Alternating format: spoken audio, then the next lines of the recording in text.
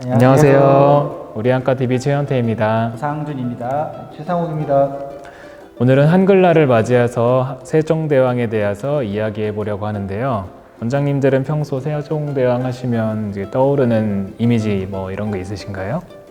세종대왕 하면 한글을 창제하신 분, 네. 집현전에서 학자들과 이렇게 토론을 즐겨하셨던 분, 뭔가 학구적인 이미지가 저는 떠오릅니다. 네네. 전 예전에 드라마를 좋아해서 그런지 한석규 배우님이 사실 가장 떠오르고요. 저도 많이 떠올라요. 네, 그리고 그 외에도 이제 장영실과 같은 인재를 발굴해서 과학 발전에 이바지하셨다라고 알고 있습니다. 네. 오늘은 사실 이제 세종대왕의 업적에 대해서가 아니라 세종대왕의 뭐 생활 습관, 건강 상태, 뭐 눈 질환 이런 거에 대해서 한번 이야기해 보려고 하는데요. 세종대왕의 식습관이나 질환에 대해서 알고 계신 게 있으신가요? 제가 듣기로는 유명한 사실 중에 하나가 세종대왕께서는 고기를 엄청 좋아하셔가지고 매 끼니 고기가 없으면 식사를 하지 못할 정도였다. 이렇게 전해져 내려오는 걸로 알고 있습니다. 그리고 항상 독서, 책을 좋아하고 학문을 좋아하시고 그리고 또 정사에 힘쓰시느라 운동을 자주 즐기지는 못하셨다고 들었습니다. 네, 원장님 말씀대로 이제 세종대왕은 육식을 좋아하셨고 또 육식이 고기가 없으면은 식사를 안 드실 정도로 편식이 심했고 술도 좋아하시는데 운동은 안 하셨어요. 네.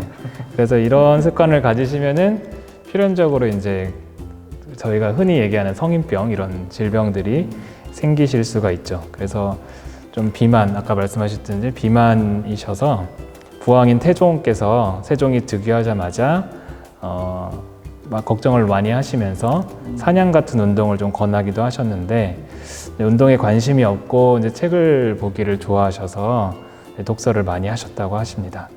그러다 보면은 이제 어떤 병에 취약했을지 예측해 볼 수 있을까요? 세종대왕 이미지 하면 되게 후덕하신 그런 이미지잖아요. 몸집이 네. 좀 크고 체중이 많이 나가는 그런 형태로 묘사가 되고 전에서 그림으로 내려오고 있으니까 아무래도 현대인에서 자주 발생하는 비만과 관련된 질환이 있지 않았을까 이렇게 그렇죠. 생각해 볼 수가 있는 거죠. 네.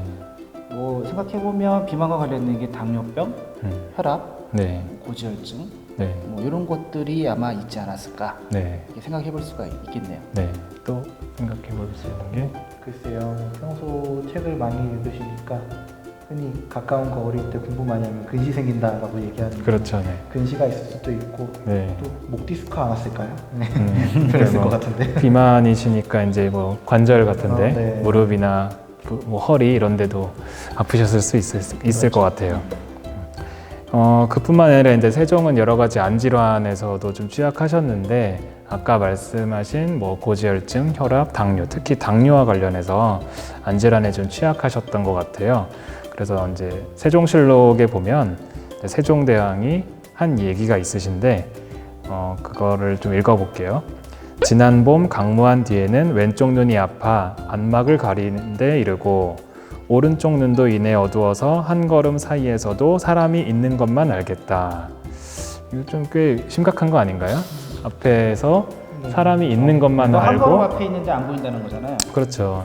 좀 심각한 것 같은데 어떻게 생각하세요? 일단 눈이 아프다, 네. 안막, 어두워서 사실 이제 안막이라고 여기서 얘기를 하는데 요즘 말로 하면 눈에 뭐가 끼어 있는 것 같다. 그렇죠. 네, 그런 느낌이잖아요. 이게 눈이 아프고 뭐가 끼어 있는 것 같고 꼭 눈 건조증, 안구 건조증에 대한 증상으로 표현을 할 수도 있겠고요.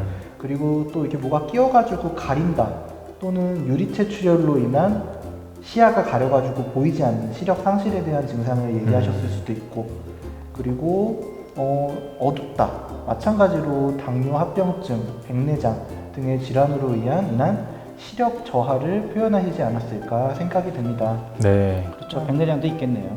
그렇죠. 당뇨가 있으시면 좀 오니까. 빨리 오시기도 하고요.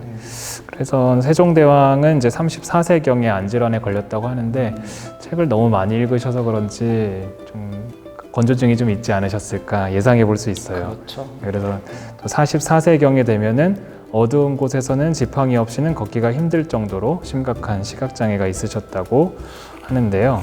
눈이 아프셨다고 이런 얘기가 있으면서 이 치료를 위해서 온천을 좀 자주 갔다고 하시는데 온천이 이 눈 통증 있는 걸 고치는데 좀 도움이 될 수 있을까요?